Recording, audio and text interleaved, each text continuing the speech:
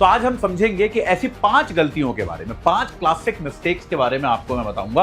हैं बहुत सारी, लेकिन अभी केवल जो टॉप 5 मिस्टेक्स मुझे लगती है मैं उनके बारे में बताऊंगा। आप लोगों का काम यह है कि अगर आपने अभी तैयारी शुरू की है तो you should be aware of these problems, of these mistakes which almost everybody ends up making and you have to train yourself। आपको अपने आप को इसके लिए प्रशिक्षित करना है, ट्रेन करना है कि आप ये गलतियां ना करें। पहली गलती जो आप अपनी प्रिपरेशन में करते हैं वो ये होता है to make a lot of noise about the preparation. मैं इसको एक्सप्लेन करूंगा। To make a lot of noise, इसका मतलब क्या है? इसका मतलब यह है कि भैया आपने तैयारी शुरू करी। दूसरा क्या है? मोटिवेशन को ही तैयारी समझ लेना, दूसरी सबसे बड़ी प्रॉब्लम। तीसरा, टू मेनी सोर्सेस, कि भैया बहुत ज्यादा जो है हम जो है सोर्सेस में लगे हुए हैं, इस सब में लगे रहना, यह आपकी तीसरी बहुत बड़ी प्रॉब्लम है। पांचवी और आखिरी गलती आ रही है टेस्ट से बचना।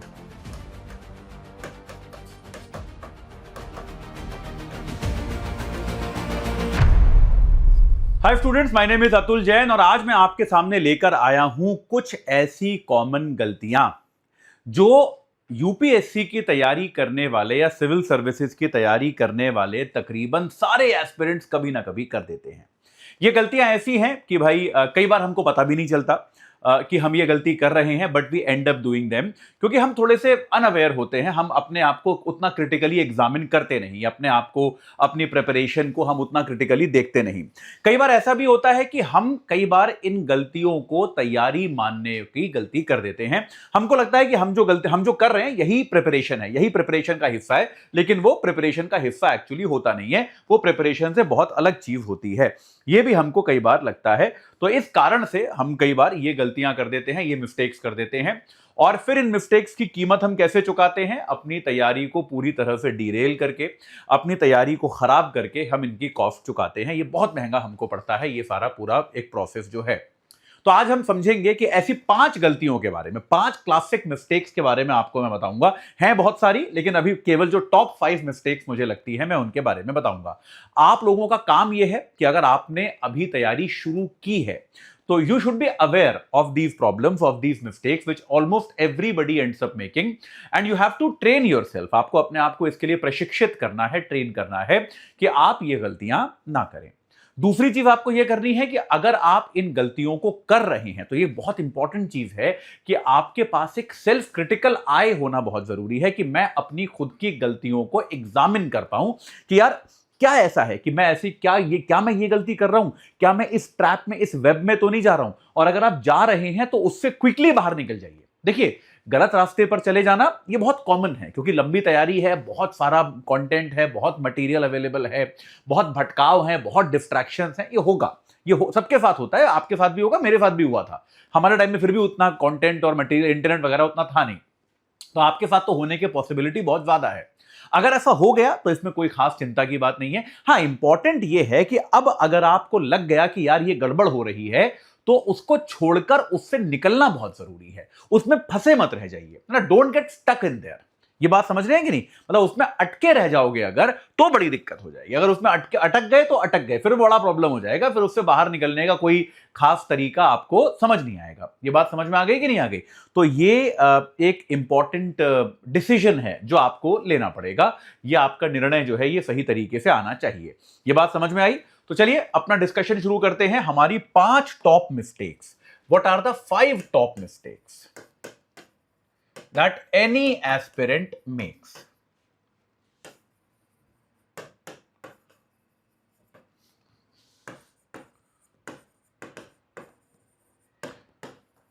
ठीक है, ये कौन सी 5 गलतियां हैं? और आमतौर पे इसमें हम बिगिनर्स की तरफ से ज्यादा फोकस करेंगे कि जो लोग बिगिन कर रहे हैं, जो लोग अभी शुरुआत कर रहे हैं, उनके लिए क्या गड़बड़ी है उसको हम एक बार समझने की कोशिश करेंगे। तो आपकी पहली गलती, what is the first mistake that most of the aspirants make? Any guesses for it? Any guesses? पहली गलती जो आप अपनी प्रिपरेशन में करते हैं वो ये होता है to make a lot of noise about the preparation. मैं इसको एक्सप्लेन करूंगा। To make a lot of noise, इसका मतलब क्या है? इसका मतलब यह है कि भैया आपने तैयारी शुरू करी, तैयारी शुरू करते ही आपने अपने सारे रिश्तेदारों को बता दिया, अपने सारे दोस्तों को बता दिया, पूरे मोहल्ले को बता दिया, आसपास जिस किसी को भी आप जानते हो सबको पकड़ पकड़ के आपने बताना शुरू कर दिया कि मैं यूपीएससी की तैयारी कर रहा हूं। और यूपीएससी की तैयारी करते करते आपने आधे आईएएस जैसा भी बिहेव करना शुरू कर दिया। अच्छा, कई बार लोग डायरेक्टली नहीं बताते, लोग इनडायरेक्टली बताते हैं। कैसे? कि भाई आपने लोगों को यह तो नहीं बताया कि आप यूपीएससी की तैयारी कर रहे हो, लेकिन आप हर जगह ज्ञान बांटने लगे। यह बड़ा कॉमन है, मतलब इसको मैं कहता हूं ना, एक बहुत कॉमन टेंडेंसी होती है जिसको हम कहते हैं ज्ञान बांटने की बीमारी लग जाना। कि उसके बाद क्या हो रहा है कि भाई कुछ लोग बात कर रहे हैं किसी भी चीज पर, कि आप उसमें क्या करोगे, आप हर चीज पे फालतू ज्ञान बांटना शुरू कर दोगे। आपसे कोई पूछे या ना पूछे, आप हर जगह अपने यूपीएससी के अनुभव के बारे में जो है, यूपीएससी में आप बहुत सारी चीजें पढ़ोगे जो दूसरों ने नहीं पढ़ी है, ठीक है, तो आप अननेसेसरीली ज्ञान बांटना शुरू कर दोगे। और इस ज्ञान बांटने की बीमारी के कारण क्या हो जाएगा, दुनिया भर को पता चल जाएगा कि यह आदमी यूपीएससी एस्पिरेंट है। अब देखो, ये आप कर सकते हो, इसमें कोई ऐसी बात नहीं है, लेकिन इससे होता क्या है, आपके ऊपर अननेसेसरी प्रेशर आता है। इसके दो नुकसान हैं, मैं आपको दोनों नुकसान बताता हूं। पहला तो यह है कि आप पे अननेसेसरी प्रेशर है, क्योंकि यार दुनिया में सबको पता है, आपके चाचा मामा बुआ फूफा ताऊ सबको पता है, पड़ोसी सबको पता है कि ये लड़का या लड़की यूपीएससी की तैयारी कर रहा है। तो अब वो कैलेंडर देखेंगे, अब वो शेड्यूल देखेंगे, अब वो रिजल्ट के बारे में आपसे इंक्वायरी करेंगे। आप पे, आपके पेरेंट्स पे, आपके भाई बहनों पे अननेसेसरी प्रेशर पड़ता है। और यार पढ़ाई का ही प्रेशर बहुत है, ऐसे में ये फालतू जो है दूर दराज के रिश्तेदारों की एक्सपेक्टेशन का प्रेशर मत लीजिए अपने ऊपर, तो इसको अवॉइड कीजिए। पहला रीजन तो ये है, पहला रीजन है इसको अवॉइड करना, ठीक है। पहला रीजन तो यह है कि आप फालतू का प्रेशर क्यों ले रहे हो यार, इससे बचिए। दूसरा रीजन, जो दूसरा और बड़ा रीजन है, जो मैंने बहुत सारे बच्चों में नोटिस किया है, कि देखो बहुत सारे बच्चे क्या करते हैं कि जैसे होता है ना, आपको अगर किसी फंक्शन में जाना है तो आप अंदर से कैसे भी व्यक्ति हो, अच्छे साफ सुथरे नए कपड़े पहन के जाते हो ताकि आप अच्छे दिखो। बिल्कुल वैसा ही बच्चे अपनी पढ़ाई के साथ भी करना शुरू कर देते हैं। उनको लगता है, वो इसलिए नहीं पढ़ते कि यार ये एग्जामिनेशन के लिए इंपॉर्टेंट है, वो इसलिए नहीं पढ़ते कि यार ये चीज पूछी जा सकती है, ये हो सकता है कि भाई काम आ जाए या किसी तरह से इंपॉर्टेंट हो, नहीं, वो इसलिए पढ़ते हैं कि आजकल ना इस चीज पे बहुत चर्चा चल रही है, तो मेरे को इस पर कुछ बहुत ही फैंसी 4 पॉइंट मेरे पास होने चाहिए बोलने के लिए। तो आप जो तैयारी कर रहे हो, देखो एक पहला पॉइंट इसका क्या है, प्रेशर जो आप पे बढ़ सकता है, और दूसरा आपकी प्रिपरेशन का लॉजिक जो है, प्रिपरेशन का एम शो ऑफ नहीं होना चाहिए। ये लगभग हर बिगिनर ये गलती करता है, लगभग हर बिगिनर, कि जो तैयारी शुरू करता है तो 1-2 महीने बाद वो क्या सोचता है कि यार ये सब तो, अब जैसे मान लो कोई टीचर आपको, मैं आपको इकोनॉमिक्स के डीपर कॉन्सेप्ट पढ़ा रहा हूं, उसमें आपको कोई खास इंटरेस्ट ही नहीं आएगा। आपको यह आएगा कि मैं किसी को इंप्रेस कैसे कर पाऊं, आप मुझे बस ऐसी 2 लाइन 4 लाइन सिखा दो, 2-4 कोटेशन रटवा दो, 2-4 ऐसी बातें बता दो जिससे मैं दूसरों को इंप्रेस कर पाऊं। तो आपकी तैयारी का पर्पस बेटा किसी को इंप्रेस करना नहीं है। You are not preparing to impress anyone but the examiner. ये बात क्लियर हुई कि नहीं हुई?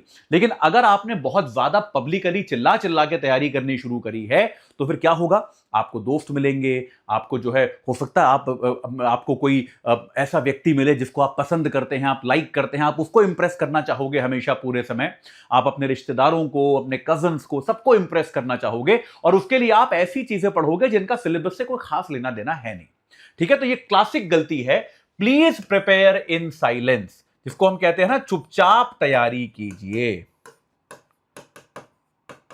प्रिपेयर इन साइलेंस, जितने कम से कम लोगों को बताएंगे उतना खुश रहेंगे।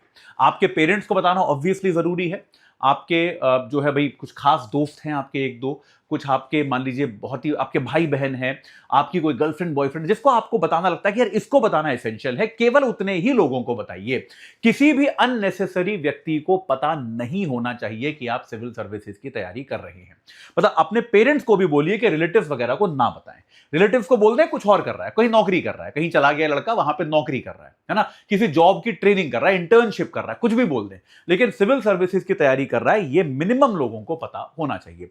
I have seen a lot of people जिन्होंने, मतलब मैं आपको एक अपने सीनियर के बारे में बता सकता हूं कि मेरा आईआईटी कानपुर का एक सीनियर था, वो सिलेक्शन वो तैयारी कर रहा था क्योंकि वो आईआईटी से जॉब लेके निकल गया था, एवरीबॉडी न्यू कि वो जॉब कर रहा है कहीं पर, ठीक है, वो तैयारी कर रहा है, वो हमको तब पता चला जब उसकी 26 रैंक आई। जब जब उसकी रैंक आ गई तब हमको पता चला कि अच्छा वो तैयारी भी कर रहा था। तब एक बार वो हमसे मिलने आया, तो हम उसके जूनियर से, भाई हमको आया टिप्स देने के लिए, तो उसने हमको बताया कि यार मैं जानबूझकर एक ऐसे एरिया में रहता था जहां पे कोई एस्पिरेंट रहता ही नहीं था, तो क्योंकि मैं चाहता ही नहीं था किसी को पता चले, फिर वो फालतू का बातचीत होती रहती है, टाइम खराब होता है, प्रेशर, कंपटीशन, ये सब होता है, मुझे करना ही नहीं था। तो ये साइलेंस के साथ अगर आप तैयारी करेंगे तो it is going to be a very good strategy, आपके लिए बहुत अच्छे से काम करेगा। ठीक है, पहला मिस्टेक आपका ये हो गया। पहले मिस्टेक के बाद अब जो है आपको एक बार ये बता दूं कि भाई अनअकैडमी की जो 5,000 रुपए की टेस्ट सीरीज होती थी, हमने 1 रुपए की कर दी है। तो ये आपको करना है, टेस्ट जरूर देने हैं, ठीक है, ये याद रखिएगा। तो आप इससे, ये आज तक के लिए, इसके ये 1 से 4 तारीख तक था, इसमें जुड़ जाइए। इसमें आपको 46 टोटल टेस्ट का एक्सेस मिलेगा, तो तुरंत लीजिए, इसमें बिल्कुल भी देरी मत कीजिए। चलिए आगे बढ़ें, पहली गलती हमने पकड़ ली। चलिए अब दूसरी प्रॉब्लम क्या है। दूसरी प्रॉब्लम जो है वो मैं आपको बार बार बताता हूं, मोटिवेशन इज नॉट प्रिपरेशन। मतलब आई अंडरस्टैंड कि आपको मोटिवेशन की जरूरत है, विच इज ओके। आप बिगिनर हैं, आपने भाई कभी लाइफ में इतनी पढ़ाई नहीं करी, इतना डिटेल्ड करिकुलम नहीं पढ़ा, आपको मोटिवेशन चाहिए, विच इज ओके। आपको हेल्प भी चाहिए, गाइडेंस भी चाहिए, ये बात ठीक है। लेकिन मैं अक्सर क्या देखता हूं कि बच्चे इतनी पढ़ाई करते हैं और इतना मोटिवेशनल कंटेंट देखते हैं। ये हो रहा होगा आप में से काफी लोगों के साथ, हो रहा है कि नहीं हो रहा है, कि भाई आपकी तैयारी जो है वो, आप पढ़ाई आप इतनी कर रहे हैं और मोटिवेशनल कंटेंट आप इतना देख रहे हैं कि जिंदगी है, आगे बढ़ो, लड़ो, एक राजा था वो हार गया, फिर उसने सेना खड़ी करी, फिर वो जीत गया। अरे बहुत अच्छा है, सब कहानी वहानी अच्छी है, लेकिन बेटा this is not the replacement for actual पढ़ाई, this is not the replacement for actually covering the curriculum. Is it clear or not? मतलब प्लीज ये समझिए कि मोटिवेशनल कंटेंट जो होता है वो आपके प्रिपरेशन में केवल एक सहायक, एक असिस्टेंट का रोल कर सकता है। Motivational content can not be your preparation. और ये बहुत लोगों को बड़ा कंफ्यूजन होता है कि वो क्या करते हैं, आधा दिन बैठकर वो यूट्यूब पर भैया ये शॉर्ट्स देख रहे हैं, इंस्टाग्राम पे रील्स देख रहे हैं, टॉपर्स की लाइफ जर्नीज पे जो बनती हैं स्टोरीज, वो सब पढ़ रहे हैं, देख रहे हैं, और उनको ऐसा गुमान होने लगता है, ऐसा उनको एक, जिसको हम कहते हैं मिसप्लेस्ड फीलिंग होने लगती है कि मैं तो सारा दिन पढ़ाई करी। आज आपने यूपीएससी से रिलेटेड कंटेंट देखा, वो पढ़ाई नहीं है। तो प्लीज अंडरस्टैंड कि motivation is not preparation. Motivation has to be really small part of your preparation. It has to be a really small part. बात समझ में आ रही है कि नहीं आ रही है? Preparation is actually the hard core grind. इस बात को समझिए, जो आपकी हार्ड कोर पढ़ाई है, जो हार्ड कोर ग्राइंड है, वो तैयारी है। उसके साथ मोटिवेशन लगेगा, वो ठीक है। लेकिन केवल मोटिवेशन देख रहे हो और आपको लग रहा है कि नहीं भैया ये तो हम लोग जो है बस यही तब देखते रहेंगे, ये जो फालतू के लेक्चर्स आते रहते हैं ना, ये सब की जिंदगी है तो ख्वाब है, ख्वाब है तो मंजिल, नहीं, ये सबसे कुछ नहीं होता। ये बात क्लियर याद रखिए। तो आपका जो 95% टाइम है वो एक्चुअल पढ़ाई में जाना चाहिए। Be very clear. अच्छा, एक चीज इसमें मैंने और देखी है कि लोग क्या करते हैं आजकल, अपनी पढ़ाई सोशल मीडिया से ही कर रहे हैं। सोशल मीडिया जैसे आपकी रील्स हो गई, आपके शॉर्ट्स हो गए, लोग ये देखते रहते हैं और कहते हैं हाँ देखो इस शॉर्ट में तो कि टीचर ने 1-2 काम की चीज बता दी तो हो गई पढ़ाई। यार ये कोई मतलब कोई थैले में आप सब्जी थोड़ा ना डाल रहे हो कि कुछ भी डाल ली बन जाएगी। नहीं भैया, आपको ऑर्गेनाइज तरीके से पढ़ना है ना, कि आपने देखा आप शॉर्ट्स ऊपर करे जा रहे हो, स्क्रॉल करे जा रहे हो, एक टीचर ने ज्योग्राफी का एक टॉपिक बता दिया, एक कॉन्सेप्ट समझा दिया, अच्छे होते हैं, काम के होते हैं, मैं मना नहीं कर रहा। मैंने आपको इकोनॉमिक्स का एक कॉन्सेप्ट समझा दिया भाई शॉर्ट्स में, किसी और टीचर ने आपको जो है हिस्ट्री का एक शॉर्ट्स बता दिया, आपको लगा 3 नए कॉन्सेप्ट सीख गया देखो मैं। अरे भाई, लेकिन वो कहां तुम्हारे पूरे करिकुलम के स्ट्रक्चर में कहां फिट हो रहा है, तुम्हें यही अंदाजा नहीं है। भाई मकान बनाना है अगर तुम्हें, तो थोड़ा ना पहले बीच की ईंट रखोगे, पहले तो नीचे से शुरू करोगे ना।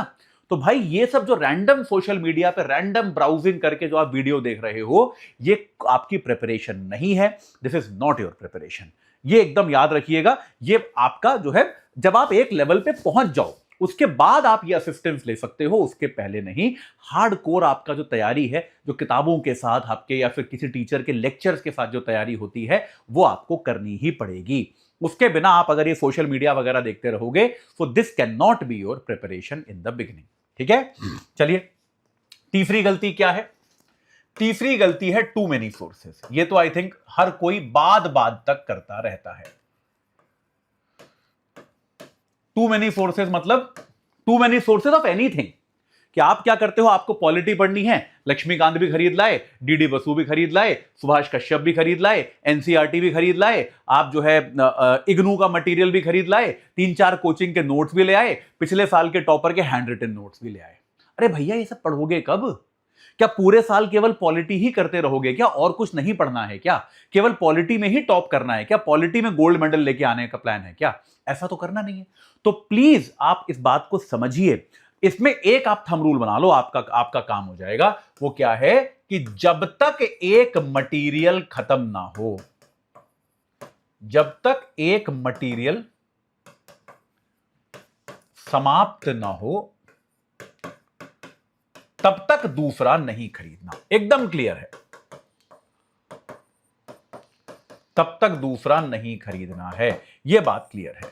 एक मटेरियल खत्म करो तभी दूसरा खरीदो, ये बात एकदम क्लियर है, याद रखना। और ये ना ये कहते हैं कि यार ये वाला टॉपिक उस किताब में बेहतर पढ़ाया गया है। बेटा इंक्रीमेंटल ही फर्क होता है, 2-4% का ही फर्क होता है। किताब खरीदने के पहले डिस्कस कर लो, किसी कोचिंग को ज्वाइन करने के पहले डिस्कस कर लो कि कौन सा टीचर समझ में आता है, कौन सी किताब समझ में आती है, क्या समझ में आता है, इस सबको डिस्कस कर लो। इसको डिस्कस करने के बाद खरीदो, लेकिन एक बार खरीद लिया देन कमिट टू दैट। फिर ये नहीं करना है कि आज ये ले लिया कल चलो बदल लेते हैं, ये वाला कर लेते हैं, वो वाला कर लेते हैं, ये सब ड्रामा नहीं। एक बार जो ले लिया वो ले लिया, बात खत्म हो गई। तो ये एक बार कमिट कर दो तो उस पर कमिट करो, ये बहुत जरूरी है। इस बात को याद रखना बहुत ज्यादा जरूरी है। तो एक बार जो चीज खरीद ली, एक बार जो आपने मटेरियल ले लिया, बस वो ले लिया, उसके बाद दूसरे मटेरियल पे मत जाइए। 5 किताबों से पढ़ना शुरू करोगे तो वही होता है कि आप सबके 20-20, 25-25 पेज पर, आप सबके पास होंगी ऐसी किताबें कि आपने क्या कर रखा है कि 40-40 पेज पढ़ के किताबें छोड़ रखी हैं। वैसी बहुत किताबें सबके पास होती हैं, उसकी लिस्ट नहीं बढ़ानी है। यह आपका तीसरा मेजर प्रॉब्लम है। एक बार रिवाइज कर लें फटाफट, अब तक क्या क्या प्रॉब्लम देखी। पहला तो बहुत ज्यादा हल्ला गुल्ला पब्लिक अनाउंसमेंट करके तैयारी करना, प्रॉब्लम, बहुत बड़ी प्रॉब्लम। दूसरा क्या है, मोटिवेशन को ही तैयारी समझ लेना, दूसरी सबसे बड़ी प्रॉब्लम। तीसरा टू मेनी सोर्सेस, कि भैया बहुत ज्यादा जो है हम जो है सोर्सेस में लगे हुए हैं, इस सब में लगे रहना, यह आपकी तीसरी बहुत बड़ी प्रॉब्लम है। चौथी बहुत बड़ी प्रॉब्लम क्या है भाई आपकी? चौथी बहुत बड़ी प्रॉब्लम है डे 1 से आंसर राइटिंग करना। बेटा देखो, यह एक बहुत बड़ा स्कैम है। मुझे पता है बहुत सारे इंस्टीट्यूट्स भी आपको ये बताते हैं कि आपको हम पहले ही दिन से आंसर राइटिंग करा देंगे, आपको जो हम पहले ही दिन से पीवाईक्यूज कराना शुरू कर देंगे। नहीं कर पाओगे, कोई फायदा नहीं है। ठीक है, देखो इस बात को समझो कि आप जब, मैं आपको सिंपल सा एग्जांपल देता हूं, आप जब स्विमिंग सीखते हो, स्विमिंग आपने अगर कभी सीखी हो, स्विमिंग आप जब सीखते हो, तैरना पानी में, स्विमिंग पूल वगैरह में, तो आपको पहले दिन से कोई सीधा ये नहीं बोलता कि चलो भाई अब अपना हाथ चलाओ और पैर चलाओ, यहां से वहां पहुंचो। पहले क्या सिखाते हैं? पहले सांस लेना सिखाते हैं कि पानी के अंदर सांस छोड़ोगे कैसे, सर बाहर निकाल के सांस लोगे कैसे, पहले यही सिखाते हैं। उस टाइम पहले 15 दिन तक आप एक सेकंड पानी में नहीं तैरते हो। लोग बोर भी हो जाते हैं, बहुत लोग छोड़ भी देते हैं कि यार ये क्या है, ये क्या सिखा रहा है कि अंदर सांस लो, बाहर माफ कीजिएगा, बाहर सांस लो, पानी के नीचे जाके छोड़ो, फिर बाहर आके सांस लो, फिर छोड़ो, ये क्या सिखा रहा है 15 दिन तक। फिर आपको बोलते हैं सर बाहर रखो, पकड़े रहो, बस पैर ऐसे ऐसे चलाते रहो, आप मूव ही नहीं कर रहे, लोग बोर हो जाते हैं। लेकिन बेटा ये स्किल्स हैं, आप जब तैरोगे तो आपको ये स्किल्स काम आएंगे, क्योंकि यही तो है तैराकी। और क्या है, एक बार आप फ्लोट करके फिर पैर चलाने हैं और आपको जो है बस सांस लेते हैं छोड़ते रहना है, यही तो काम है। तो यही समझिए कि आप अगर बिगिनर हैं, आपने अभी पहला टॉपिक पढ़ा है, तो आप अपनी तैयारी के उस स्टेज पर हैं अभी, जहां पे आपको बेसिक स्किल सिखाए जा रहे हैं। पहले ही दिन जब आपने अभी पॉलिटी में खाली आपने ये पढ़ा है कि भैया प्रियम्बल क्या होती है कॉन्स्टिट्यूशन की, तो यार प्रियम्बल पे आधारित आपको और कुछ पता ही नहीं प्रियम्बल के अलावा कॉन्स्टिट्यूशन पे। तो आपसे अगर कोई क्वेश्चन पूछा जाएगा तो आपको तो अभी नॉलेज है ही नहीं ना किसी भी चीज की। यूपीएससी ऐसे क्वेश्चन नहीं पूछती कि ये क्वेश्चन केवल प्रियम्बल का है। अरे भाई, प्रियम्बल के क्वेश्चन में भी फंडामेंटल राइट्स भी शामिल होगा, आपकी जो पॉलिटिकल जो क्लाइमेट है उसकी रियलिटी शामिल होगी, बहुत सारी चीजें शामिल होंगी यार। अगर ये चीजें शामिल नहीं है तो आप उत्तर लिख ही नहीं सकते, आपका answer is going to be a very bad answer, उसका कोई मतलब नहीं है। बात समझ रहे हो कि नहीं? तो ये सब फालतू में एक ऐसे मॉडल की तरह बेचे जा रहे हैं, लेकिन ये कोई काम का मॉडल है नहीं, ये करने की कोई जरूरत नहीं है। प्लीज बी पेशेंट, इस तैयारी में एक चीज जो बहुत ज्यादा जरूरी है वो है सब्र। बहुत ज्यादा संयम बना के रखना है, बहुत ज्यादा सब्र आपको करना पड़ेगा। आप अगर सब्र करेंगे, 1 महीने 1.5 महीने सब्र कीजिए, एक टॉपिक को ढंग से पढ़िए, समझिए, उस पर सोचिए, और जब आप उस पर सोचना शुरू कर देंगे उसके बाद ही जो है आपको ये कोई टॉपिक समझ में आएगा, और उसके बाद ही आप उस पर आंसर राइटिंग कर पाएंगे। उसके पहले आंसर राइटिंग कर पाना आपके लिए प्रैक्टिकली इम्पॉसिबल होगा। ठीक है, उसके पहले किसी भी तरह की आंसर राइटिंग कर पाना आपके लिए प्रैक्टिकली इंपॉसिबल है, आप ये नहीं कर सकते, इस बात को समझ लीजिए। ठीक है, ये आपका इसमें चौथा पॉइंट हो गया। पांचवी और आखिरी गलती जो हमारे एस्पिरेंट्स करते हैं आमतौर पे, क्या है भाई पांचवी और आखिरी गलती? पांचवी और आखिरी गलती यार ये है टेस्ट से बचना।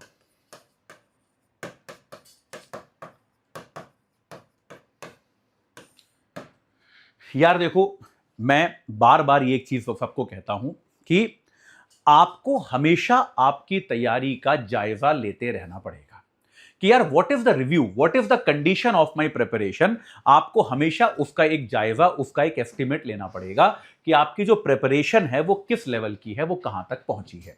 इस जायजे को लेने का सबसे अच्छा तरीका है टेस्ट। अगर आपने पढ़ा है तब तो आपको पता चलेगा कि आपको समझ में आया कि नहीं आया। अगर आपने नहीं भी पढ़ा, अगर आपने मान लीजिए नहीं भी पढ़ा है कोई टॉपिक, तो भी उसके टेस्ट से आपको क्या होगा, जिसको मैं कहता हूं एक टेम्परामेंट डेवलप होगा। टेम्परामेंट क्या होता है कि यार आप जो है जब रियल टेस्ट सिचुएशन में बैठते हैं तो आप किसी क्वेश्चन में कैसे दिमाग लगाते हैं, कैसे अगर आपको उसमें से कुछ आता है कुछ नहीं आता तो आप कैसे एलिमिनेशन वगैरह का इस्तेमाल करते हैं, ये सारी चीजें बहुत इंपॉर्टेंट हैं।